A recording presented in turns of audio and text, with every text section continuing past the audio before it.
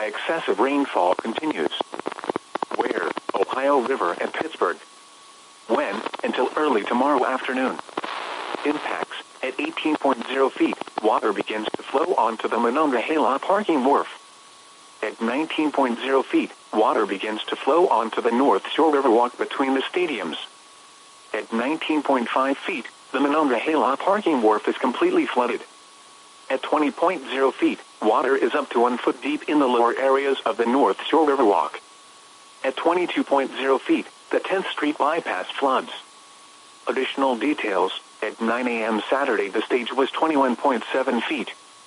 Forecast: the river has crested and is expected to continue falling below 18 feet early Sunday afternoon.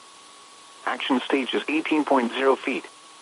Flood stage is 25.0 feet. http://www.weather.gov/safety/flood. A line of heavier snow showers will affect Washington, Indiana, Allegheny, southwestern Jefferson, Westmoreland, northern Greene, southern Armstrong, northwestern Fayette, Ohio and Brooke counties. At 9:43 a.m., a line of heavier snow showers was located along a line extending from 9 miles south of Punxsutawney to Murraysville to 8 miles southwest of Rosedale. Movement was southeast at 40 miles per hour. Winds in excess of 30 miles per hour and visibilities dropping to 1 mile or less are possible with this area of heavy snow.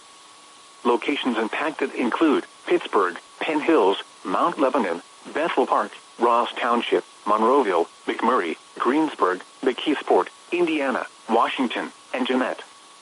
This includes the following highways: Interstate 70 in West Virginia between mile markers 11 and 14.